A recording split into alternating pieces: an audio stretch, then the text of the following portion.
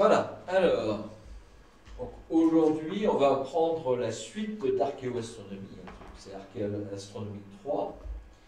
Je ne l'avais pas marqué jusque-là, mais avant que ça se finisse, je vais quand même l'indiquer, hein, comme c'est indiqué sous la photo, la présentation que j'ai faite en 4 parties. Et il fait partie d'un livre qui s'appelle Le Géométrie céleste de Ken Taylor, aux éditions Le Courrier du Livre. Je ne sais pas que j'ai tiré obligatoirement les photos, mais j'ai tiré les renseignements que je vous donne de cet ouvrage. Alors on va commencer par un premier point. On est situé en moins 3000 avant JC, et ce que vous voyez là, c'est l'état qui devait être normalement à l'époque. Ça s'appelle Los Millares. Alors, c'est situé à 17 km de la ville côtière d'Almeria, en Andalousie.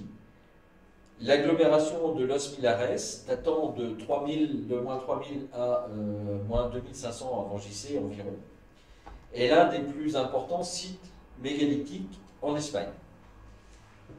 Au sommet d'un promontoire que l'on voit là,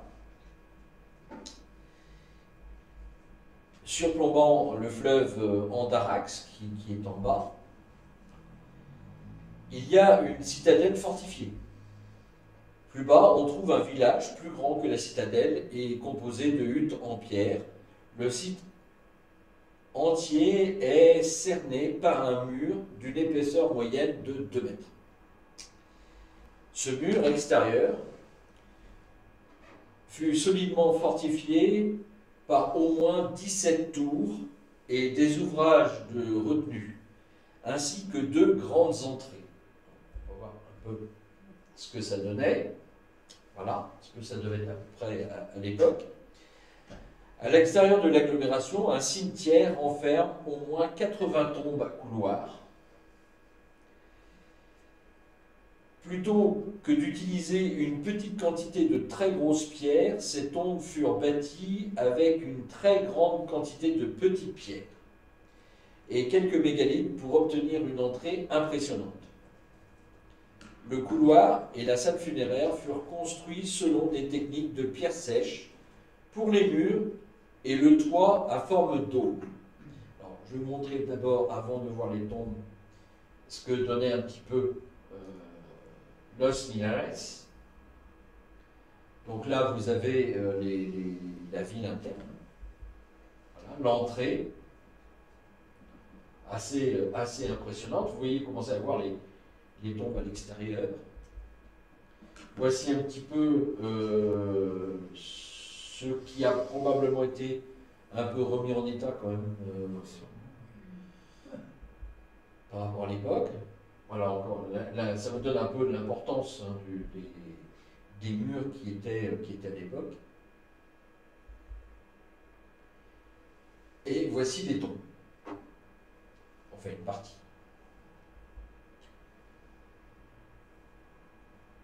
Et c'est une construction assez importante.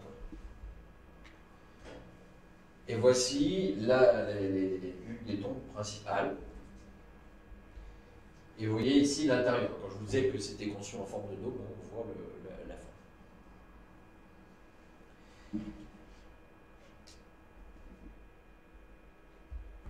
Le couloir et la salle funéraire sont construits selon la technique des pierres sèches, hein, et chaque tombe était enfouie sous un tumulus de terre hein, que l'on voit ici.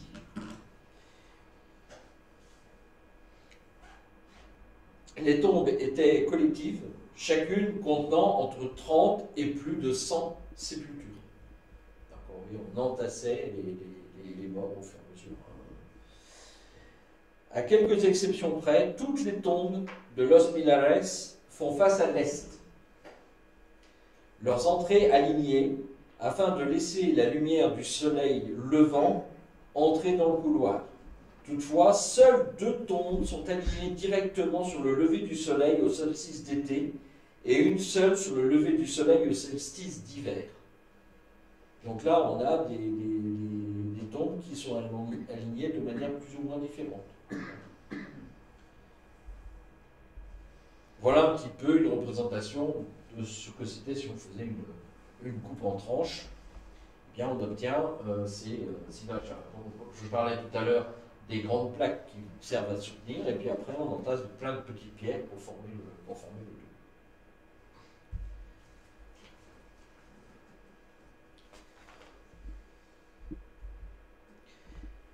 Ensuite, on va quitter l'Espagne, on va passer à autre chose.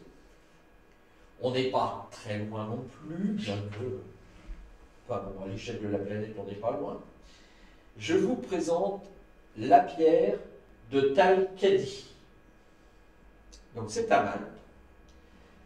La dalle de calcaire gravée, trouvée au temple de Talcadi, dans le nord de l'île principale de Malte, souligne l'importance de l'astronomie pour le peuple qui construisit les célèbres temples de cette île de la Méditerranée.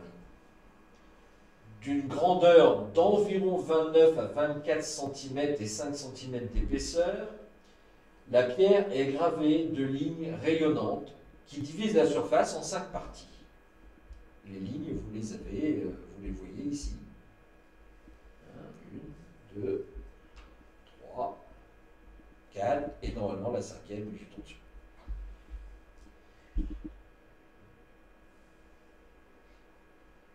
Entre ces lignes, de nombreux symboles stellaires sont gravés. Un segment ne contient qu'un large croissant que l'on a ici.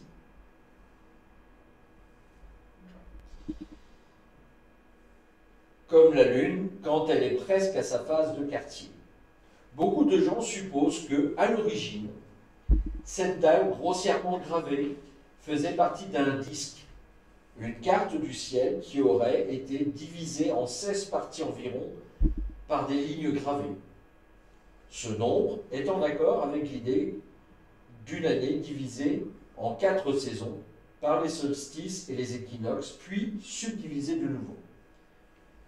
Quoiqu'il ne soit pas évident de dater la pierre elle-même, des poteries et d'autres objets trouvés dans le temple de Talcadi ont été datés de moins 3000, entre moins 3000 et moins 2500 ans.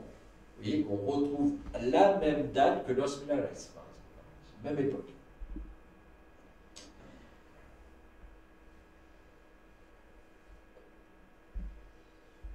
Voilà.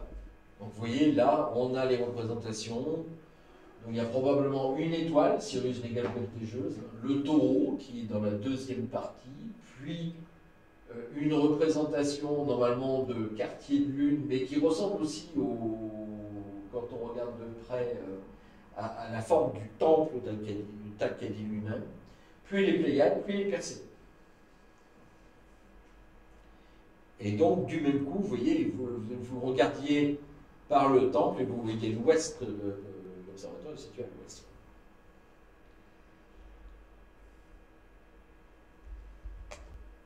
Voilà un peu la représentation si on y met des étoiles, des points à la place des étoiles qui ont été gravées.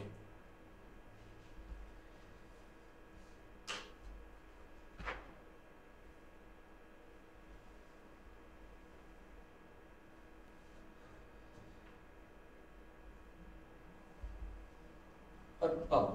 Donc, chaque pilier, alors oui, j'ai oublié ça. L'intérêt pour les étoiles des premiers habitants de Malte semble aussi confirmé par de curieuses marques sur 2 piliers en pierre du temple de Talcadi et sur le temple temple nord de, alors je m'excuse pour la prononciation, En-Najdra. C'est le plus vieux des 3 temples de l'ensemble, datant de moins 3500 à moins 3000 ans avant JC. Et sur chaque pilier, j'ai malheureusement pas de photo, sur chaque pilier représente des rangs inégaux de petits trous.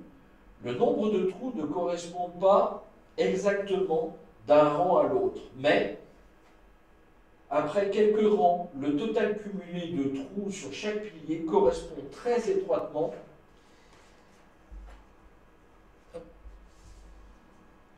et quelques rangs plus loin, le total correspond encore, et ainsi de suite. Chaque constante inattendue fut notée, cette constante pardon, inattendue fut notée en 1993 par Frank Ventura, Georgia Fodera et Michael Hodgkin, qui interprétèrent les points comme une sorte d'inventaire de décompte des jours entre les premières apparitions d'étoiles ou d'astérismes. Le levier héliaque des étoiles fut pris comme point de départ. Cet événement coïncide avec l'équinoxe de printemps, vers -3000 avant JC. Et le couloir du temple sud de l'ensemble est aligné précisément sur cette direction.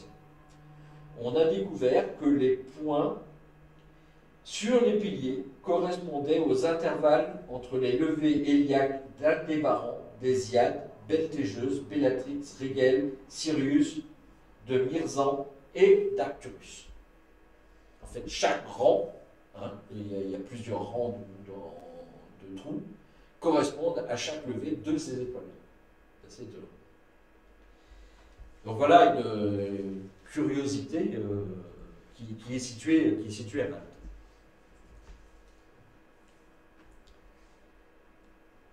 Alors après, malheureusement, on n'a aucune preuve non plus sur le fait que cette pierre appartenait bien à une table. Qu'on soit d'accord. Ça semble, parce qu'on voit qu'il y a des points qui convergent, les lignes convergent en un point, que c'est bien divisé de manière symétrique, et on suppose qu'il y avait peut-être le reste. Mais n'ayant pas découvert ces autres pinceaux, on reste dans l'expectative. On va faire un bond, puisqu'à chaque fois, évidemment, on va d'un pays à un autre. Et on va maintenant vers l'Égypte. Gizeh. Parmi plus de 100 pyramides en Égypte, enfin, 100 pyramides au moment où est écrit le bouquin, depuis, il y a des nouveautés. De loin, les plus célèbres sont celles du plateau de Gizeh, juste à l'extérieur du Caire. Site du patrimoine mondial, cet ensemble de pyramides comprend la Grande Pyramide, la dernière des 7 merveilles du monde antique encore debout, ainsi que quelques temples, des tombes et le Sphinx. Certains auteurs, alors voici les pyramides, évidemment celle qui est la plus importante qui est située au milieu, le Sphinx qui est ici. Donc je disais, certains auteurs, voici un petit peu la représentation, j'avais oublié ça, donc on a des tombes, on a des cimetières, on sait aussi qu'on a découvert, il y a peu de temps, il y a aussi une pyramide qui a été découverte, enterrée, vous ne voyez pas, et également des ensembles d'habitations pour les travailleurs qui mettaient en place les pyramides. Et il y a également un port, puisque le Nil passait à côté des pyramides à l'époque. Alors certains auteurs ont suggéré que les pyramides du plateau de Gizeh traceraient la carte de la constellation d'Orion et de la baie d'Hésiade, et même que le Nil reflétait le tracé de la Voie lactée. De telles théories ne sont pas très populaires parmi les universitaires, il faut bien le reconnaître. Une chose est indéniable, leur orientation sur les points cardinaux, probablement à cause de l'importance religieuse du Nord, comme le lieu des étoiles circumpolaires, impérissables, le cœur de l'ordre cosmique et la demeure des dieux et des pharaons immortels. Alors voilà un petit peu les représentations qu'on en a faites, avec le cours du Nil étant la représentation de la Voie lactée. Et puis on a les étoiles, les trois principales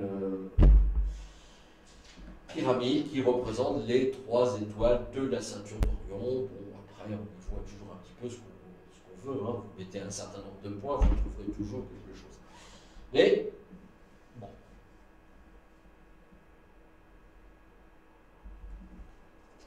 Voilà. Et la représentation un peu excessive que l'on a.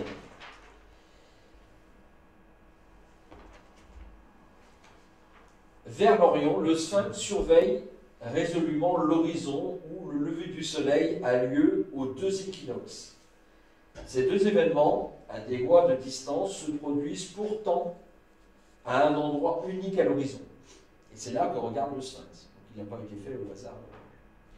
La Grande Pyramide, composée de plus de 2 millions de blocs de calcaire, pesant entre 2 et 15 tonnes chacun, s'élevait jadis à plus de 145 mètres. Chacun de ces côtés, qui, avant l'érosion, mesurait environ 230 mètres, fait face à un point cardinal. La pyramide pourrait avoir été construite vers 2528 avant JC. On reviendra là-dessus.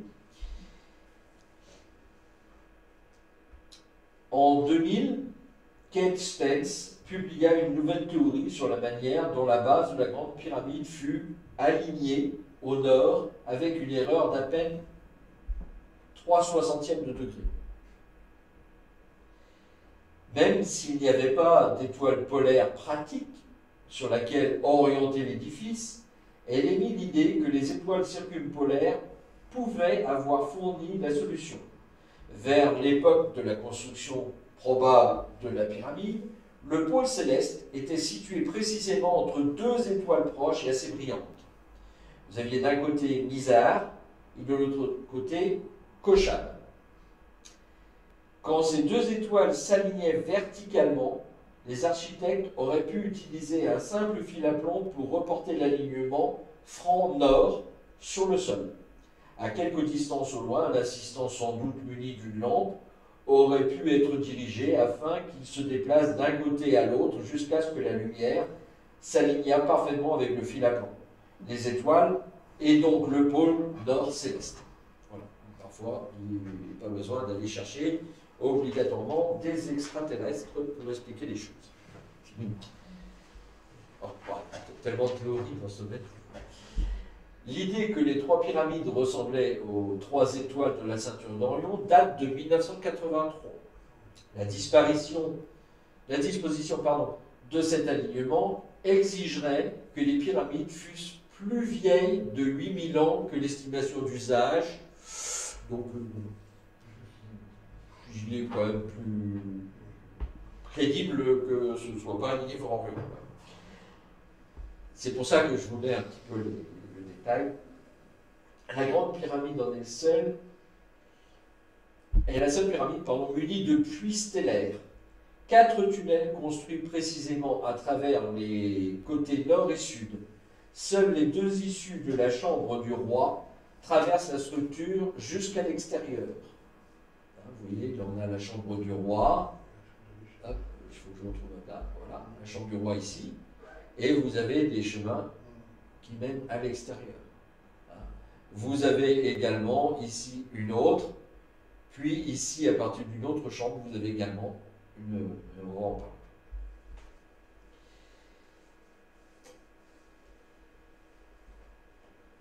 L'équipe du professeur Alexander Badawi et du docteur Virginia Trimble a découvert dans les années 1960 que ces 2 puits stellaires qui parcourent la pyramide étaient alignés sur des objets célestes. Le puits nord de la chambre du roi est large de 18 cm et haut de 13 cm et monte d'un angle de 31 degrés. Il est aligné sur l'étoile Tuban, alpha du dragon, qui, à l'époque de la construction de la pyramide, était près du pôle céleste. Le puits sud est plus de 2 fois plus large et 4 fois plus haut, mais il se rétrécit rapidement à moins de la moitié de cette taille. Après environ 1,80 m, il fait un coude vers le haut à un angle de 44 degrés et prend une forme ovale.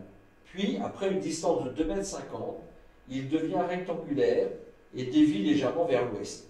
Il est orienté sur Al-Nitak, dans la ceinture d'Orion.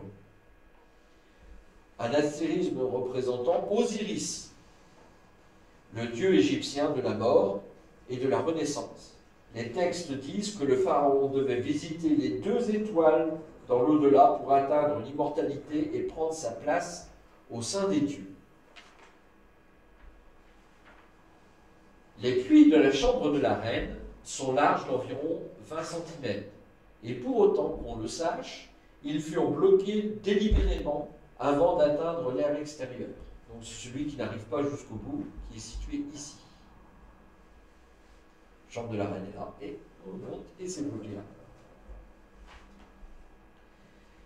Il faut croire qu'elle n'avait pas le droit d'être alignée. Le puits sud était aligné sur Sirius, l'étoile la plus brillante dans le ciel. Elle est l'incarnation d'Isis, déesse de la fertilité et épouse d'Osiris. Cette étoile était particulièrement importante pour les anciens Égyptiens parce que son lever héliaque, première apparition dans le ciel à l'est avant l'aube, signalait la crue annuelle du Nil. Le puits nord, semble-t-il, avait été aligné sur Polaris. La précession des équinoxes était-il connue des Égyptiens? Il reste un point d'interrogation. On va quitter l'Égypte et on va aller vers une autre contrée. Comment? La Cornouaille. Voilà. On va aller faire un tour sur le cromlech de Stanon. Voilà. Même s'il y a peu de supports théoriques pour des alignements sur les jours de Cross-Carter, dans les monuments du néolithique ou de l'âge du bronze, ces dates sont toujours fêtées au cromlech de Stanon, à l'ouest de Bonne-Mine-Mort, près de Camelford, en Cornouailles et donc en Angleterre. Ce cercle irrégulier possède un diamètre moyen de 42 mètres et sa pierre la plus haute mesure environ 1,10 m. À environ 2 km, au nord-est du site, se trouve le Roux Tor, la colline que vous voyez avec une petite échancrure en haut, qui apparaît comme un tumulus arrondi à l'horizon, avec une encoche semi-circulaire, distinctive tout à fait au milieu du sommet. La vue de ce tor, sommet rocheux, autrefois impressionnante, a été cachée par l'emplacement malvenu d'une pile de déchets provenant d'une fabrique de vaisselle voisine, mais l'encoche est toujours visible depuis le cromlech. Disons que ça a rempli un peu l'encoche. Mais on arrive quand même à la voir. Eh bien oui, qu'est-ce que vous voulez dire? On est bien les mettre quelque part. L'une des plus hautes pierres de Stanon est grossièrement triangulaire et son sommet présente un profil apparemment aligné. Certains gens présument que quand la pierre fut dressée, probablement au début de l'âge du bronze, vers moins 2400 avant JC, son sommet pouvait présenter une encoche qui, depuis, a été tout à fait érodée. Les Payas visitent le cromlech de Stanon pour voir le soleil du 1er mai, qu'on appelle Beltane chez les Celtes, se lever depuis le creux de Roux Tor, c'est un spectacle qui est répété au festival de Lammas au début d'août, quand le soleil fait demi-tour dans son cycle annuel. Donc c'est quelque chose qui est toujours pratiqué, pas encore loin. C'est-à-dire qu'on vient fêter avant. Alors c'est assez amusant parce que on s'aperçoit qu'en fait ça, ce sont une époque qui correspond à l'époque des hommes de mégalithe, enfin ce qu'on appelle le peuple mégalithique, celui qui a fait créer et monter ces cromlechs et ces monuments, mais il est totalement intégré à la culture celtique, puisque Beltane, correspond au feu de Beltane. Donc on faisait des feux à cette époque-là. Et on le fait dans le monument mégalithique.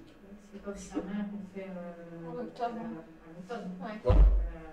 C'est assez amusant. Enfin, Halloween n'est que le nom américain. Oui, c'est on dit Samhain, mais c'est sur les deux fêtes. En fait, il y en a 4. Oui, mais ces deux-là, elles perdurent. Et celles-là sont les plus connues. Mais c'est amusant, ben voilà. Alors on le voit un peu mieux ici, on voit mieux son sommet un peu abîmé. Et la pierre qui est là, est la pierre triangulaire, dont je vous ai parlé, dont le sommet a dû être bien abîmé pour ne plus être représentatif. C'est pour ça qu'elle s'aligne en fait avec le sommet de la colline qui est en face d'elle. Alors on va quitter la Cornouaille, on va remonter en Écosse. Encore, je vous rappelle que la dernière fois on était parti déjà de balader en Écosse. Et là, on va aller voir les Calanais. Alors, les Calanais, c'est moins 2200 avant JC. Voici les Calanais. Appelée aussi la Belle au bois d'Ampon. La Dame lunaire de Calanais. Gît étendue dans le paysage de l'île de Lewis, dans les Hébrides extérieures. Tous les 18,6 ans, elle est ramenée à la vie de manière spectaculaire quand la pleine lune caresse son corps. Alors vous allez comprendre, c'est parce que derrière, vous voyez ici les collines qui sont derrière. Ils considèrent que les collines, c'est vrai que ça ne se voit pas obligatoirement, mais enfin, sont des représentations d'un corps féminin. Bon. Et la lune borde les collines. Donc on fête ce moment particulier. En gaélique, on la connaît sous le nom de la vieille femme des Moors. Margaret Curtis parle des contours féminins suggestifs de l'horizon comme les collines de la terre-mère, considérant ça comme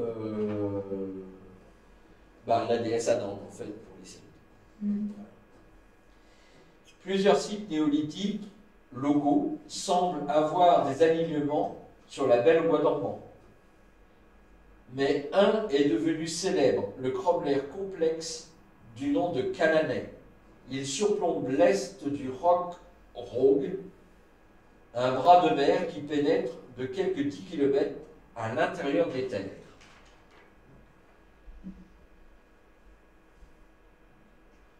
On va le voir. Alors là, on voit une partie, mais on va prendre un peu de hauteur. Voilà. 4 rangées de pierres dressées, irradiant du cercle de 13 mètres approximativement vers les points cardinaux, lui donne un aspect cruciforme rappelant la croix celtique. Appelé l'avenue, le bras nord est en fait une double rangée de pierres. Comme l'alignement de ce bras oblique légèrement vers l'est, on dit que c'est de son extrémité nord que sont faites les meilleures observations astronomiques des déplacements spéciaux de la Lune. Le phénomène se produit tous les 18,6 ans, donc, au maximum de déclinaison de la plus australe de la Lune. À ce moment, un observateur à l'extrémité nord de l'avenue voit la pleine Lune se lever au-dessus du personnage du paysage, comme si elle renaissait de son ventre, souvent avec la nuance rougeâtre d'un nouveau-né. La Lune décrivant un arc bas au-dessus de la silhouette nue de la Belle au bois dormant, la baigne d'une lueur argentée, mais puis se couche derrière sa tête, qui semble reposer sur un oreiller. Ensuite, dans un moment des plus spectaculaires, la Lune réapparaît brièvement à l'ouest de l'oreiller, où elle se couche au centre même du cromlech de Calanais. Donc c'est pas fait là par hasard. Je reprends une autre représentation. Dans la préhistoire, Les pierres, les collines et la lune ont toutes pu former la toile de fond d'une pièce de théâtre sacrée, un mythe rendu vivant avec force. Pour un public à l'extrémité nord de l'avenue, la silhouette de quiconque se levait du sol sud du cercle se serait découpée dramatiquement sur le brillant disque blanc de la lune. Quand la lune disparaissait, la personne restée debout aurait été révélée, voire sanctifiée. Voilà. Donc on ne fait pas ça, on ne crée pas un bâtiment totalement au hasard, on lui donne une importance considérable. Alors effectivement, ça peut être vu pour plusieurs manières, hein. On peut voir effectivement une vénération de la lune, et effectivement, si on met quelqu'un au bout, il devient sanctifié par la lune elle-même. Peut-être à titre de nouvelle prêtresse. Bien sûr, ce n'est qu'une hypothèse, mais il existe une tradition ancienne d'un être brillant qui marchait le long de l'avenue au solstice de juin, le mois favorable pour voir cette conjonction spéciale de la pleine lune et de la Terre. La prochaine récurrence est en 2024. Oui, donc il faut être en 2020. Ah oui, il y aura du monde, s'il fait beau. Ouais. Dans un texte du 1er siècle avant JC, l'historien grec Diodore de Sicile décrivait une île aussi grande que la Sicile, inhabituellement fertile, où la lune semblait près de la terre. Cette île se trouvait loin au nord. Ils ont appelé ça plus tard l'Hyperborée. Ah oui. Au-delà des terres, des Celtes, et un temple sphérique y était généreusement orné d'offrandes votives à Apollon, dieu de l'harmonie et de la raison. Tous les 19 ans, selon Diodore, 18,6, 19, hein, il y a peut-être arrondi, Apollon le visitait pour y danser et jouer de la musique chaque nuit, de l'équinoxe de printemps jusqu'au lever de l'amas des Pléiades. Les prêtres héréditaires étaient dévoués à Apollon parce que c'était le lieu de naissance de Léto, la mère du dieu. De nombreux érudits sont supposés que le temple circulaire de Stonehenge pouvait être la réponse. On récemment identifié Canaanais pour le candidat le plus plausible de ça, parce que dans les croyances, si vous prenez les mythes des Grecs, Apollon partait, alors ça c'est partie des choses assez bizarres, il partait comme ça de temps en temps, et chez son peuple, c'est assez bizarre, son peuple, donc il n'était pas grec, et il était dans une grande enceinte et il faisait des chants. Donc on a confondu Stonehenge avec cette enceinte au départ. On pensait que c'était Stonehenge. Et puis Canaanais semble mieux identifié puisque ce site a été fabriqué uniquement que pour la Lune. Il n'est pas sur un autre alignement.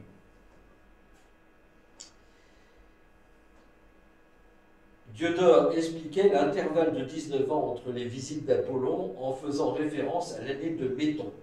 Méton, un astronome grec du 5e siècle avant JC, détermina que le cycle annuel du Soleil se synchronisait avec le cycle mensuel de la Lune au bout de 6940 jours, ce qui est quasiment à la fois 19 années solaires et 235 mois lunaires.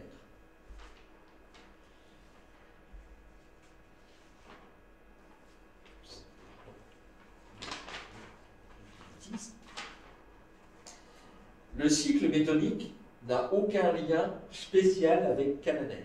Sinon, la proche coïncidence du cycle de 18,6 célébré à cet endroit, quand la Lune, comme dans le mythe, s'approche de l'horizon, elle apparaissait plus grosse. Léto était l'une des nombreuses amantes de Zeus, et elle lui donna 2 enfants, normalement, les jumeaux Artémis et Apollon. À l'époque de Diodore, Apollon avait assimilé assez d'attributs solaires pour être reconnu comme dieu solaire. C'est le symbolisme solaire qui a fait de Stonehenge un candidat attrayant pour le temple. Mais l'énigme dit que les prêtres honoraient Apollon par amour pour sa mère Léto. Elle était la fille de Phébé et de Caïos.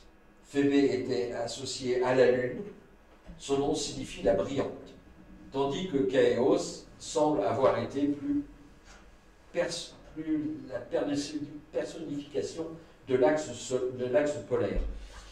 Donc en fait, on a confondu le fait d'Apollon, dieu solaire, et c'est pour ça qu'on l'a attribué à Stonehenge, alors qu'en fait, on fêtait la mère d'Apollon. Donc la lune, la brillante, la lune, et c'est pour ça que Canaanais sont vraiment plus appropriés pour ce genre de choses. Donc là, vous avez, vous voyez, un ensemble qui est construit, encore une fois d'ailleurs, je vous rappelle, la dernière fois, on avait constaté avec Maesmo qu'on avait des constructions de mégalithes qui étaient en rapport avec le paysage. Le paysage était intégré totalement à la construction. On faisait la construction par rapport au paysage. Et là, on retrouve encore, avec celui-ci, avec les Canaanais, on a également une construction qui est faite avec le paysage. Le paysage est intégré dans l'ensemble. Le paysage étant lié à la nature aussi, certainement. Le paysage est lié à la nature, tout ça n'est pas fait par hasard. Que du symbolisme. Que du symbolisme. Alors voilà, de plus près, à quoi ressemblent les Canaanais. Vous voyez, on a vraiment des mégalithes. Alors c'est marrant, c'est des mégalithes assez fins, mais très, très hauts. C'est du granit. C'est du... Bah, On est ah oui. sur place. Hop, pardon, je vais un peu vite. Non. On a été les chercher sur place. Oui, bah là, ceux-là sont construits à côté. On les récupère à côté. Des pierres de Stonehenge n'ont pas été récupérées à peu près au même endroit, parce qu'on a dit qu'il y avait... Ah non, les pierres de Stonehenge viennent au Pays de Galles. En fait, une partie des pierres de Stonehenge sont faites proches du site, et les grandes pierres bleues sont des pierres qui viennent du Pays de Galles, transportées à travers les montagnes. C'est vrai que je suis en Écosse. Et là, on est en Écosse. Alors, on va quitter l'Écosse. Alors, malheureusement, la suite, le problème, c'est que j'ai qu'une seule photo, parce qu'il est très, très difficile de trouver des photos. Parce que c'est un temple qui n'est pas très, très connu, donc en fait, il y a très, très peu de photos. Je vous présente le temple du renard. C'est assez amusant, moins 2200 avant JC. Même époque que les Canaanais. C'est les grands. Buena Vista est une antique agglomération dans la vallée de la rivière Chilon, dans les Andes, au nord de Lima. Elle fut découverte en 1987 par Frédéric Engel et depuis 2002, Robert Benfer y dirige des fouilles archéologiques minutieuses. Le site, sur le flanc d'un coteau rocheux et aride, surplombe une vallée fertile qui est à l'origine de son nom, Bellevue. À l'arrière de l'un des temples, une grosse sculpture, ce que l'on voit là, représente un visage rond et menaçant, pas content, flanqué de deux animaux non identifiés. Le visage regarde droit par deux portes, donc portes qu'on ne voit pas, j'ai pas trouvé beaucoup d'images de ce temple. Donc il regarde par deux portes vers le coucher du soleil au solstice d'hiver. Donc encore un temple pyramidique adjacent, haut de quelques 10 mètres, a été érigé sur un bâtiment plus vieux, long de près de 17 mètres. Benfer a appelé ces structures la plus vieille, le temple du renard. Donc la structure première s'appelait le temple du renard. Il a appelé ça le temple du renard en l'honneur d'une remarquable image interne dans le temple qui semble illustrer une bête pareille à un renard lové comme un fœtus dans le ventre d'un lapin. À l'intérieur de ce temple, et regardant par une petite fenêtre derrière l'autel, Benfer a noté ce qui semblait être le profil d'une tête humaine encadrée par une entaille naturelle dans le flanc de la colline distante d'environ 60 mètres. Il a découvert que la tête était taillée dans un rocher de 2,5 mètres, situé sur un alignement partant du temple vers le lever du soleil au solstice d'été. Donc le personnage regarde au solstice d'hiver, et quand on regarde par la fenêtre, on a également un personnage, qui est une colline, et qui lui est dirigé vers le solstice d'été. La construction de ce temple a été correctement datée de moins 2200 avant JC, environ. Ce qui en fait la plus vieille bâtisse alignée astronomiquement découverte à ce jour en Amérique du Sud. Alors à ce jour, à partir du moment où le bouquin a été édité, quelques années quand même, j'ai pas regardé après les autres découvertes. À l'époque, la constellation du nuage sombre des Andes dite du renard, une forme constituée de poussière interstellaire qui masque les étoiles derrière elle, aurait été visible avant l'aube au solstice d'été, car elle se levait du même flanc de la colline que le soleil. C'était la période de la crue annuelle de la rivière, un événement crucial qui annonçait la saison des semailles. Le renard est vénéré dans les Andes parce qu'il aurait enseigné aux gens les secrets de l'irrigation et de l'agriculture. La forme du renard dans le temple est une remarquable analogie de la forme sinueuse de la constellation sombre du renard, tandis que le corps du lama, qui le contient, semble représenter la lueur blanche et floue de la Voie lactée. La constellation sombre du renard chevauche les constellations modernes du Sagittaire et du Scorpion, tandis que sa queue s'étend vers Ophiuchus. Singulièrement, le jour où l'équipe de Benfer entreprit les fouilles, ça fait partie des côtés légendaires et amusants, un renard arriva sur le site et s'installa pour surveiller ce qui se faisait. Il resta jusqu'à la fin, et donc le départ, des archéologues. C'est amusant. Donc là, c'est la petite anecdote, toujours assez curieuse. Et malheureusement, j'ai très peu j'ai pas réussi à trouver vraiment d'images sur ce temple du renard. C'est un peu dommage, mais c'est pas toujours facile de trouver les images qui soient correctes, disons, pour pouvoir les passer. Alors, on va avancer dans le temps, on va se rapprocher de nous, et on va revenir en Égypte pour le temple de Karnak. Karnak, site du patrimoine mondial, est probablement le site antique d'Égypte le plus connu, après les pyramides de Gizeh, et peut-être le plus vaste site religieux antique fabriqué par l'homme. Dans son nom antique, il était dénommé Ipen Itsut. Issout, pardon, pas It, mais Issout, ou le plus estimé des lieux. C'est sa traduction. L'ensemble des temples et de lacs sacrés interreliés se situe sur la rive est du Nil et couvre une aire de plus de 1 km au nord, du nord au sud, et une largeur d'environ 800 mètres.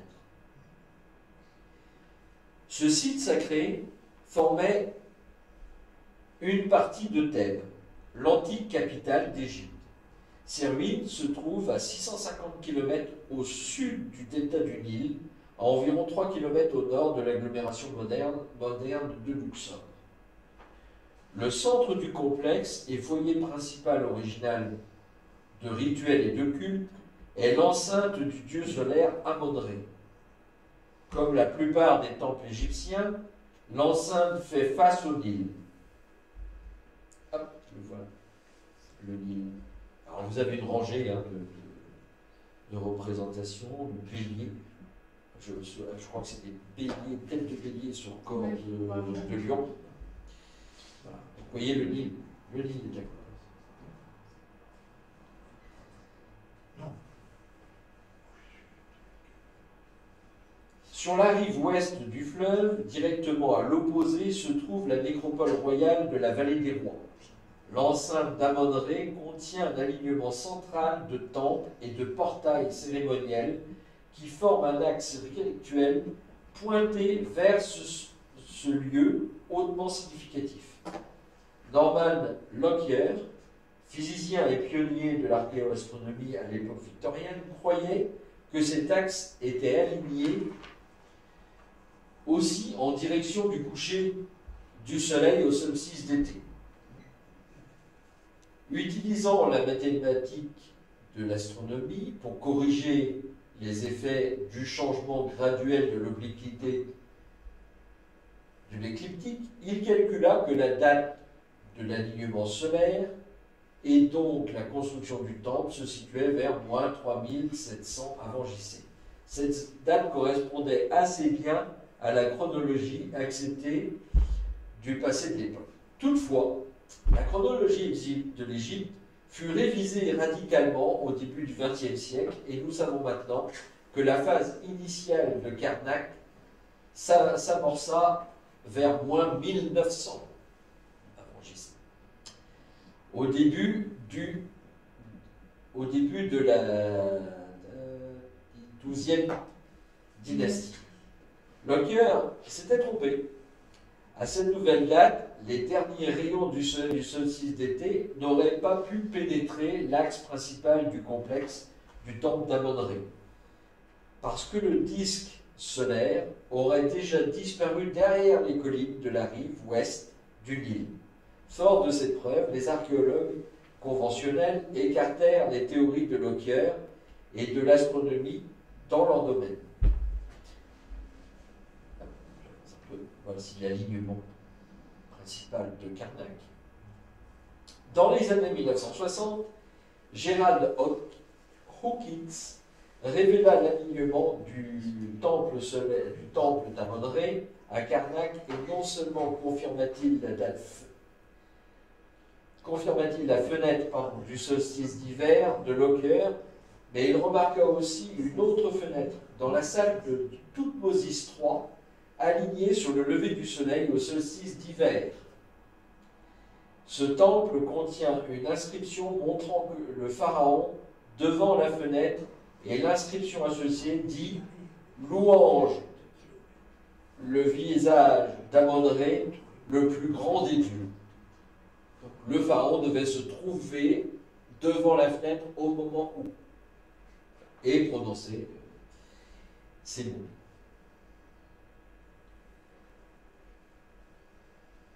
Une étude du complexe en 2005, aussi une vue de sa grandeur à l'époque, par Miss Chaltout et Belmont, démontre qu'une structure construite par Hatshepsut, mère de Thoutmôsis III, était alignée de manière à ce que le soleil du solstice d'hiver se levât entre deux grands obélisques de granit rose. Hatshepsut, qui régna de 1458 à 1472, avant JC environ, est célèbre pour s'être déclarée elle-même pharaon de plein droit. Un exploit sans précédent pour une femme de son époque. Il est possible que le site de Luxor, Karnak, ait été choisi parce que le Nil y coule perpendiculairement au lever du soleil en hiver, ce qui permettait au temple d'être aligné à la fois sur le Nil et le lever du soleil au solstice d'hiver. Pratique. Voici un petit peu l'intérieur, vous imaginez, hein, voilà ce qu'était Karnak à la grande époque. Alors ça, c'est une représentation de musée. Et voilà un petit peu la complexité du site. Hein, on ouvre un petit peu le site pour montrer un petit peu ce qu'était l'intérieur, avec l'allée colossale qui était devant, avec les personnages, ces pays. ça, c'est sa représentation d'origine. Voilà. On vous montre quelques petites choses. Mais... là, c'est pratique parce qu'on voit ici les obélisques. Ils sont là. Et les deux obélisques de granit de rose devaient être ici. Bah, oui. Enfin, il n'en reste pas grand-chose. Hop, je reviens. Alors, je finis ça.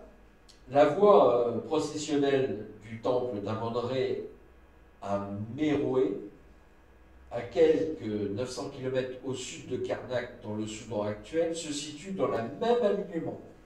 Et ainsi, les rayons du soleil levant au solstice d'hiver pénètrent dans le temple même du dieu solaire.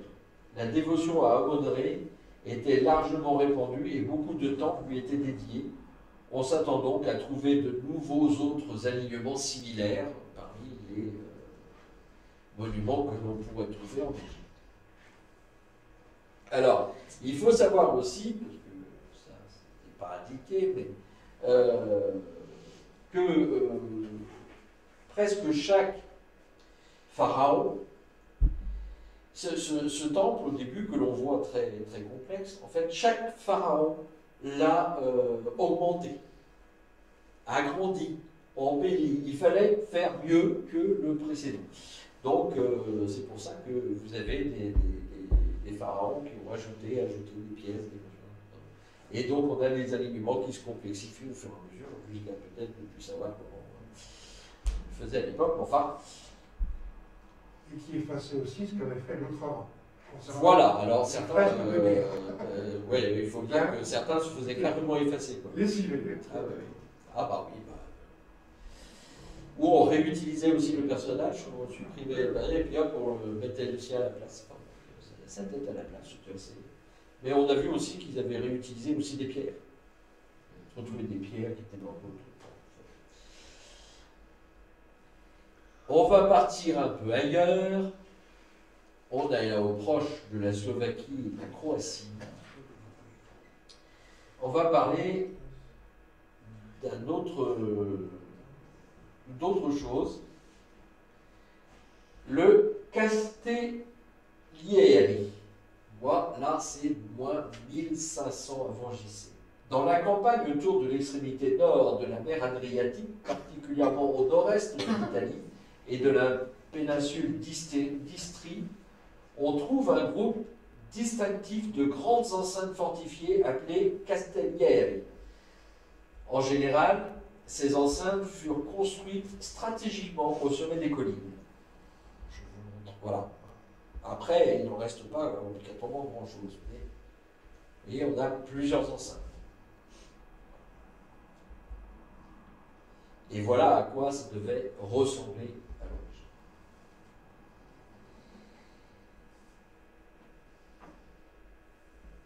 Avec des remparts s'élevant à 5 mètres, les Castellieri étaient de toute évidence des structures défensives et plusieurs cernaient des zones de plus de 200 mètres de diamètre et pouvant protéger un village et son troupeau, comme on le voit là. Elles étaient souvent associées à une motte, un monticule de terre et de pierre ayant jusqu'à 6 mètres de haut et 60 mètres de diamètre.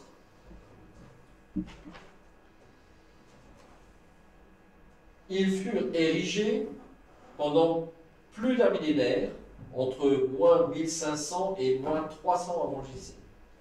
À la fin des années 1980, une évaluation archéo-astronomique des sites fut menée par messieurs Aveni et Romano. Ils examinèrent les alignements entre les structures et l'orientation des Castellieri qui étaient souvent à peu près carrés. Pas tous, hein. Leurs études de 48 paires de structures détermina 3 alignements sur le lever du soleil au solstice de juin et 7 sur le lever du soleil au solstice de décembre. Ils découvrirent que 17 des murs et les diagonales étaient quantifiables. L'un pointait vers le lever du soleil au solstice de juin, 4 étaient alignés sur le solstice de décembre et 2 sur l'équinoxe. Donc il y avait, on n'alignait pas par hasard. Voilà un petit peu les plus grandes structures. Vous voyez, ça donne, c'est assez important. Une terrasse en forme de fer à cheval, connue sous le nom de Veronella Alta, de 300 mètres de long et située à 1 km au nord-est de Veronella, est connue pour son alignement sur le lever du soleil au solstice de décembre.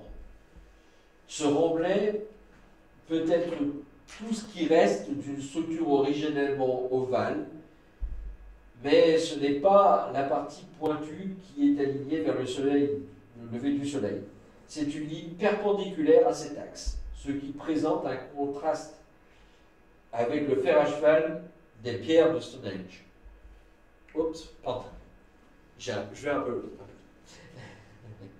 Donc en fait, on peut remarquer une chose, c'est qu'il y a un ensemble de constructions. On regarde en Méditerranée, on a vu Malte, on a vu d'autres structures, que ce soit espagnoles, que ce soit en France, que ce soit en Turquie. On a toujours soin d'aligner un certain nombre de monuments, et curieusement pas toujours tous, sur des points précis. Alors que ce soit le lever du soleil, le solstice, aux équinoxes, la lune, les étoiles, on a toujours, on le trouve à peu près partout. Même si on a du mal souvent à expliquer le pourquoi. Mais il y a un certain nombre d'alignements. On va finir avec un des sites les plus connus au monde, le Machu Picchu. Oui, je l'aimais bien celle-là. En moins, lui, il date de moins 1450 avant JC. Perché dans les Andes péruviennes, à près de 2500 mètres au-dessus du niveau de la mer, se trouve l'extraordinaire citadelle Inca Machu Picchu.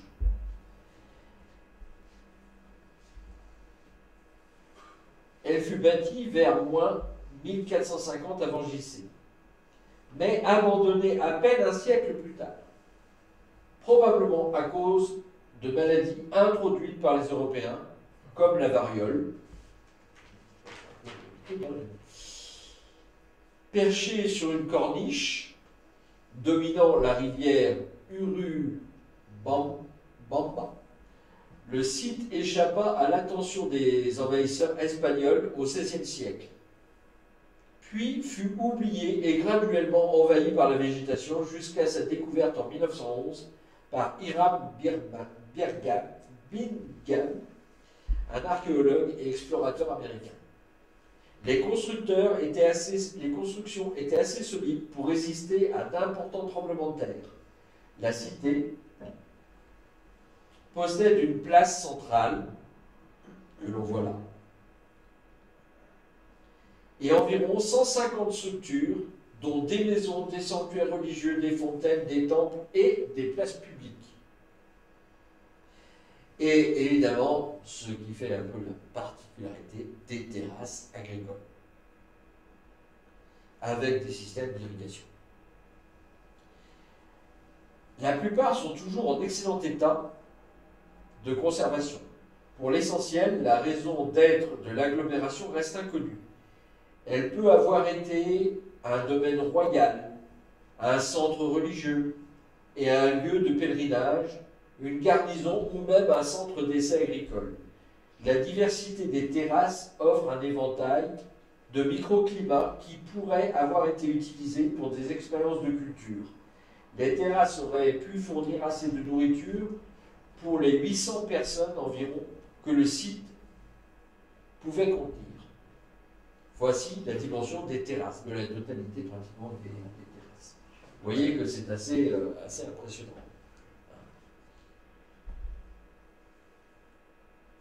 Il y a aussi une chose que l'on ne voit pas, mais il y a de nombreuses routes pavées, chemins pavés qui partent de Machu Picchu dans différentes directions. Donc on voit bien qu'il y a un centre là qui devait être important et qui malheureusement n'a pas duré très longtemps. Tout comme de nombreuses autres cités anciennes, Machu Picchu présente divers alignements sur des phénomènes célestes. Le monument astronomique le mieux connu est le monolithe de granit appelé Intihuatana, le poteau où l'on attache le soleil. Alors on va aller, je vais vous présenter d'abord, puis on va aller au bout. Voilà. Voilà un petit peu, alors évidemment restauré, hein, remis en parfait état, hein, l'état actuel en fait de Machu Picchu. Il n'y a plus de toit bien sûr aux habitations, mais les pierres, on a restauré un peu tout ça. Voilà, vous voyez, on a différentes images. Voilà. Alors là, on a, vous voyez, la porte d'entrée de la ville, les places sacrées, le temple principal, Una Picchu et Huayna Picchu, qui sont les montagnes qui sont à côté, les sommets qui sont à côté. Et vous avez une place, le temple des trois fenêtres, la place principale, le chemin vers le Huayna Picchu, où il y a d'ailleurs une entrée dans la montagne, le temple des trois portes, la maison de l'Inca, le temple, les bains cérémoniels, le temple du soleil, la tombe royale, les quartiers industriels, les prisons. Voilà un petit peu tout le détail des différents endroits de la ville. Et voilà un petit peu l'étendue de Machu Picchu avec les différentes parties remarquables de la ville.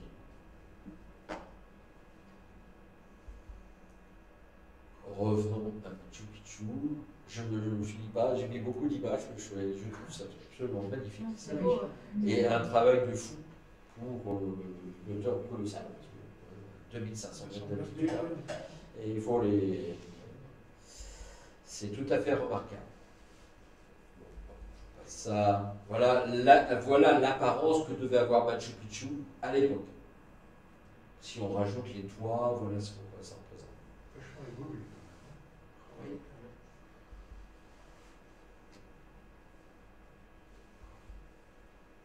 Voilà, ça c'est le temple des trois fenêtres, les trois fenêtres qui sont assez importantes. Et voici donc le monolithe ou le poteau où on attache le soleil. Selon la légende, au solstice, les prêtres attachaient le soleil à cette pierre afin que, ainsi, s'il ne s'écarta pas de sa course annuelle, au solstice d'été, en décembre, on voit le soleil se coucher derrière le mont Pumacilo, dit griffe de Puma, une montagne associée aux cultures et à la fertilité du bétail, et toujours sacrée de nos jours. On dit que l'obélisque est une réplique de la forme du mont Huayna Picchu, que vous avez vu tout à l'heure. Vous regardez la forme, on va revenir à Huayna Picchu. Voilà. Et Huayna Picchu, c'est celui qui est à gauche. Il y a il doit y avoir une ressemblance plus ou moins, enfin, c'est pas non plus criant, mais enfin, bon, on pourrait dire que ça correspond un peu à sa forme. Revenons à notre... Hop, le voilà. On va même aller... Voilà. Vous voyez, il y a un petit quelque chose. Bon. La pyramide a une variété d'angles, donc forme pyramidale, une variété d'angles et de surfaces taillées avec soin, qui peuvent avoir été illuminés ou ombragés de manière spécifique à d'autres dates importantes de l'année. C'est-à-dire qu'on pourrait avoir, par exemple, des ombres bien nettes à un moment précis de l'année, qui n'ont peut-être pas été fait par hasard. L'entrée du mausolée royal, une caverne naturelle maçonnée et sculptée à l'intérieur, indiquant une sépulture de statues élevées, était alignée sur le lever du soleil au solstice d'hiver. l'Intimachi, une autre caverne naturelle, fut modifiée pour bloquer la lumière du soleil, sauf durant le 20e jour, entourant le solstice d'été, alors que les rayons du soleil levant entraient et illuminaient ces profondeurs. Des rochers à l'entrée évoquent un condor aux ailes ouvertes, symbolisait le royaume des dieux, et le dieu soleil Inti était leur divinité principale, dont descendait leur empereur. Cette conception du portail peut avoir commémoré la Voie lactée, les visites du Dieu suprême. On suppose aussi, probablement, que l'empereur avait des séjours à Machu Picchu, à des moments précis. Ça pouvait être à des moments cérémoniels, notamment. Donc, par exemple, le fait d'assister dans cette caverne à l'apparition du soleil pendant une période, on suppose que ça faisait partie d'un ensemble cérémoniel. Mais, étant donné le peu, en dehors des vestiges que l'on voit, le peu de données archéologiques en dehors des pierres qui restent à Machu Picchu, vu qu'il n'est pas resté très longtemps occupé, eh bien c'est assez difficile de pouvoir savoir quel était le rôle principal de cette cité. Elle peut aussi avoir servi pour se mettre en retrait, par exemple. Imaginons que l'empereur avait besoin d'avoir un temps de réflexion, machin, donc montait sur les hauteurs pour pouvoir être en paix et réfléchir à ce qu'il voulait faire. Enfin, on peut imaginer beaucoup de choses pour cette cité. Le problème des alignements, c'est qu'il faudrait être à la même époque et voir comment s'aligner le soleil sur les pierres. Ce qui n'est pas facile à réaliser, hein, parce que c'est pas simple. Mais c'est bizarre parce que vous voyez, on voit bien, là c'est bien évident sur l'image, la pierre est taillée de manière assez spéciale quand même. Donc il doit y avoir une raison. Mais il faudrait retourner, le problème c'est qu'il faudrait retourner en arrière, parce que là il faudrait pouvoir illuminer la pierre pour pouvoir, à un moment précis, donc il faudrait utiliser un projecteur pour projeter l'image, voir où la lumière arrive, où l'ombre arrive, c'est pas facile à Machu Picchu. C'est plus simple à Stonehenge qu'à Machu Picchu. On n'a rien trouvé dans les codex parce que pas grand chose. Ces civilisations que ouais. Ils ont essayé. On n'a pas retrouvé énormément de données sur Machu Picchu. C'était pas un sacrifice comme chez les Aztèques, ça c'était tout.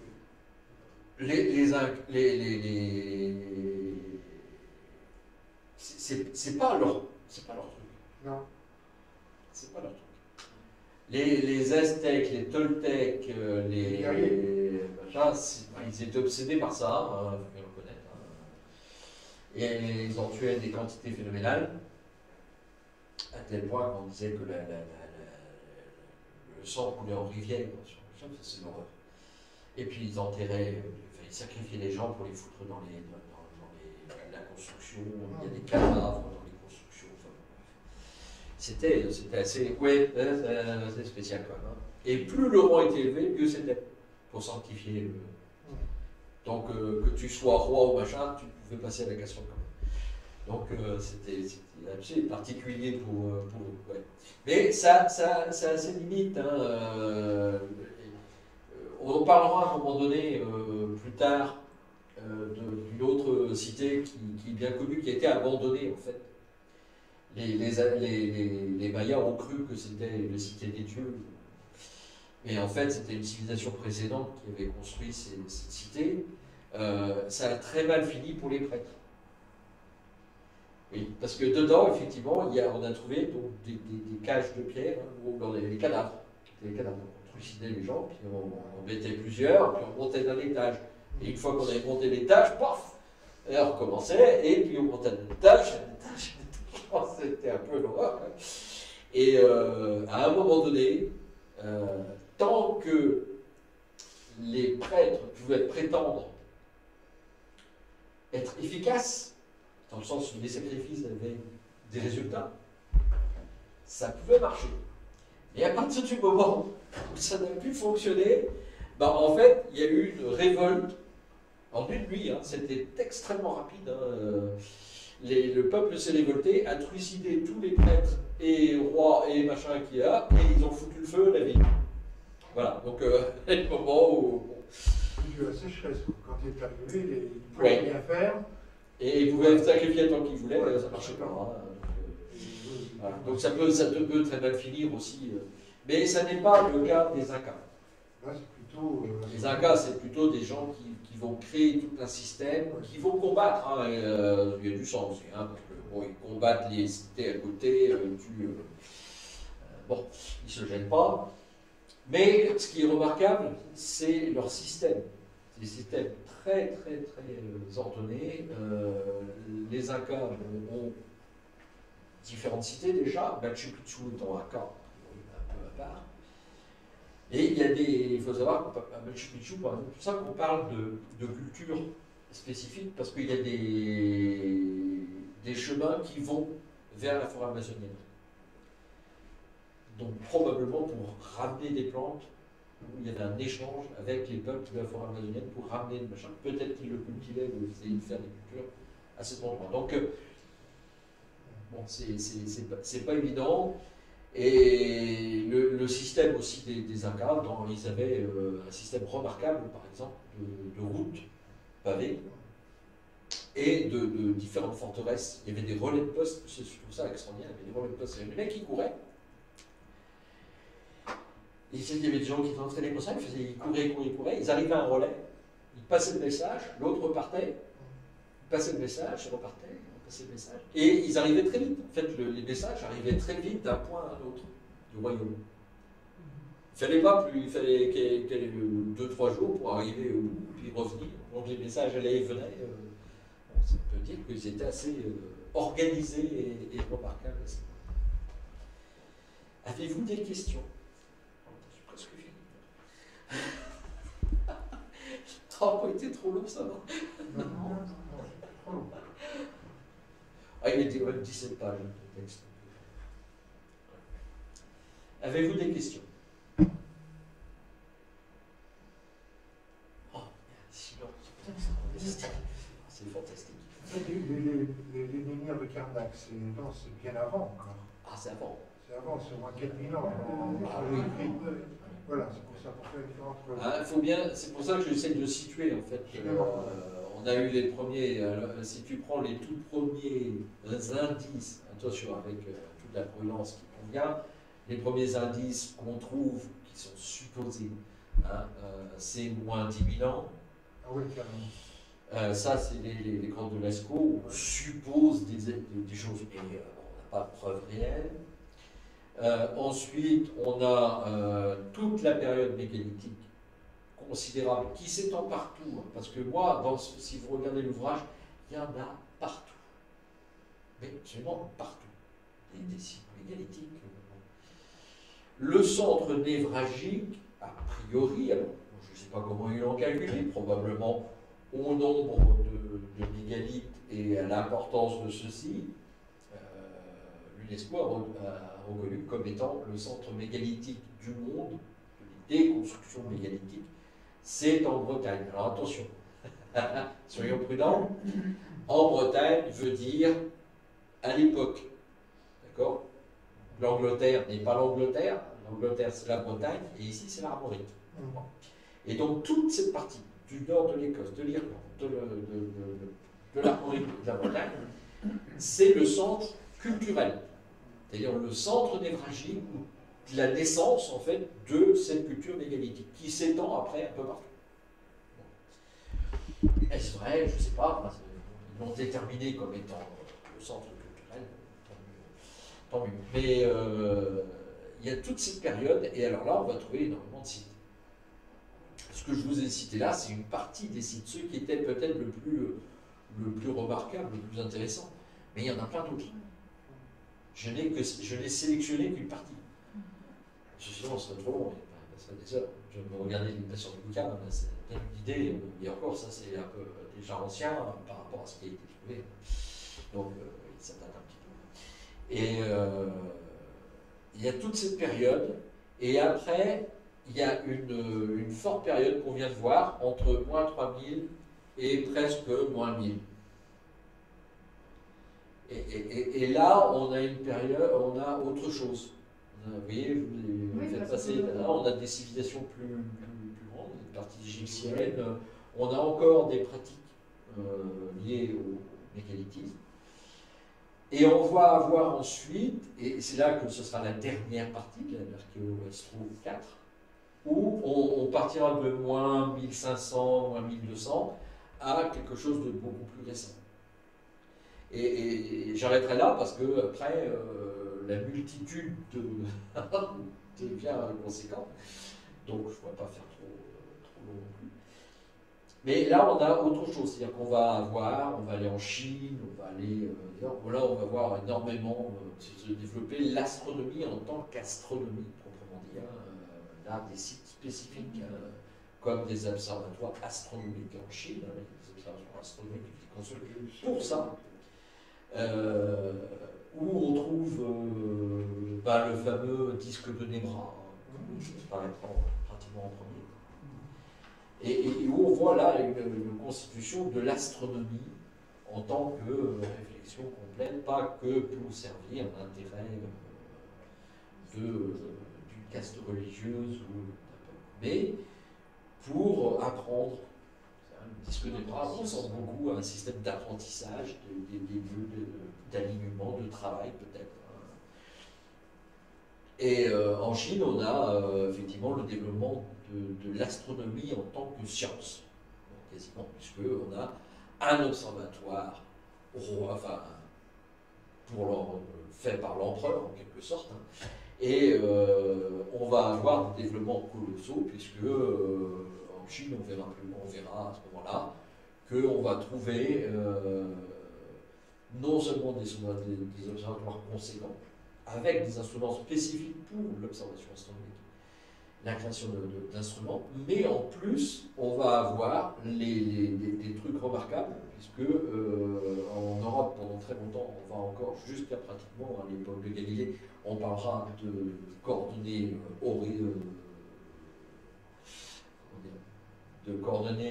azimutales, on parlera de coordonnées azimutales, alors que les Chinois, déjà depuis 200, 300 ans avant, parlent déjà en coordonnées équatoriales. C'est les jésuites qui ont ramené ça en Chine au XVe siècle. Non, les Chinois faisaient déjà des coordonnées équatoriales. Avant nous. Ils parlaient déjà en coordonnées équatoriales et ils ont construit notamment le premier. Je ne sais pas si je ne peux pas dire que ce soit exactement ça, mais enfin. Si, presque ça. C'est la naissance d'une astronomie presque éducative. Donc, c'est assez remarquable. Ce qu'ils vont faire est assez incroyable pour l'époque. Et nous, ce sera bien plus tard. On va appliquer cette idée, en quelque sorte, en même temps que la poudre, d'ailleurs. Les jésuites, ils ont ramené de Chine. Voilà. Il y a aussi tous les observatoires dans l'Asie centrale, à Samarcande, oui. Samarcande déjà très loin, à l'est. Oui, peut-être un peu plus tardif, je ne sais pas si c'est pas un peu plus tardif. Je regarde. Mais c'est encore avant nous, de toute façon. Mais ils ont eu la lunette avant Galilée. La lunette, c'est très difficile. C'est très difficile à dire. Il y a des interrogations. Voilà, on va dire ça qu'il y a des interrogations. Chez les Chinois, il y a des notations, par exemple, d'objets, et on se demande comment ils ont pu les voir. Par exemple. Parce que, ou ils avaient un observateur qui est super vieux, ou on parle de sphères coupées en deux pour servir de système grossissant. C'est-à-dire, tu prends une bille de verre, tu la coupes en deux, et quand tu regardes comme ça, tu as une image qui grossit. Alors, est-ce que c'est vrai, c'est pas vrai, on n'a aucune archéologiquement, on n'a pas trouvé, donc c'est difficile. Mais on se pose des questions face à des inscriptions, si tu veux, des relevés qu'ils ont fait. On parle de ça aussi en Europe. Donc, voilà, on reste avec une interrogation à ce sujet. On n'a pas de choses bien définies. On reste dans le doute, comme souvent. Mais c'est assez incroyable. Quoi. Ce qui s'est fait à une certaine époque, ça a monté en puissance très vite. C'est comme si tout ce qui avait été accumulé pendant cette période que l'on voit là s'est trouvé propulsé après de manière plus importante ensuite dans les civilisations, les différentes civilisations. Cette astronomie là en Chine, c'est à quelle époque? Alors là, c'est entre moins 500 et 500. Dans ces eaux-là, ils ont notamment construit on pourrait définir comme un planétarium, si tu veux. Alors c'est un inventeur chinois. Il est à la base, si je ne me trompe pas, hein, parce que je relise un petit peu, c'est un peu lointain tout ça, mais il semblerait qu'il soit né esclave. Mais, assez jeune, il a des prédispositions. Bon. Et il va montrer de grandes qualités d'invention, d'intelligence, en fait. Et il va être remarqué par, tu sais, à l'époque, tu as l'empereur, mais tu as tous les potentats du coin, hein, qui sont multiples, hein, il y a plein de représentants de l'empereur un peu partout en Chine. Et il va le prendre un peu sous son aile, jeune, donc il va petit à petit s'apercevoir qu'il a des capacités, donc il va être enseigné comme si c'était quelqu'un de la noblesse. Et très vite, il va devenir tout à fait intéressant. Il est remarqué plus tard par l'empereur lui-même, et il finira, l'empereur va lui proposer de quitter la servitude. Il va refuser, parce qu'en fait, il devient le conseiller de l'empereur. Donc il est nourri, logé, il est payé, il a tous les avantages sans en avoir d'inconvénients. En fait. Donc il n'est plus tellement esclave, mais il ne va jamais vouloir sa liberté, parce que de toute façon, il a tout ce qu'il faut. Et c'est lui qui va construire ce système. Alors il faut s'imaginer, hein, c'est un dôme. Et dans ce dôme, on a fait des représentations équatoriales, donc on a les lignes équatoriales.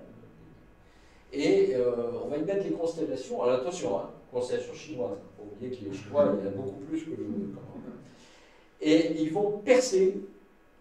Ah oui, c'est percer. Avec des grandeurs plus ou moins importantes en fonction de la luminosité, si tu veux. Et tout le dôme tourne par un système hydraulique pour atteindre le plus possible la vitesse de rotation du ciel. Voilà. Sacrément balèze. Ça devait être quelque chose. Alors, comme il fait noir, avec la lumière à l'extérieur, tu vois les trous, tu vois les constellations. Pas mal. Et ça bouge en même temps. Il y avait tout un ensemble de roues avec l'eau qui coulait en dessous, qui donnait la vitesse de rotation. Donc, pas mal, quoi. Elle a été construite où, ça? En Chine, alors je pourrais te donner, je te donnerai ça la prochaine fois, parce que on entendra cette partie-là. Et on verra que c'est assez incroyable. Et ils avaient inventé aussi le sismographe. Le sismographe, l'arbalète, les ponts en acier, il faut bien avoir fait des ponts d'acier. Et puis la brouette aussi. Bah oui. C'est pas les Bretons qui ont inventé la boîte? Non. Non, c'est les Chinois. Parce qu'ils avaient trop d'ouvriers qui finissaient en mauvais état. Et donc, il y a quelqu'un qui a proposé, qui a un ouvrier qui a dit c'est libre, on pourrait faire un truc qui est sur nous, porter les poids, machin. Et évidemment, comme d'habitude, hein, le représentant de l'État dit oh, ça c'est extraordinaire, ça permettra d'éviter d'avoir des ouvriers qui tombent malades, qui ne soient pas disponible. Donc, hop, pouf, ils ont créé la boîte. Donc, là, je suis loin, un certain nombre de découvertes. Si vous avez D'autres questions? plus de questions, je vais mettre fin à la séance. Merci. Merci. Bah, de rien.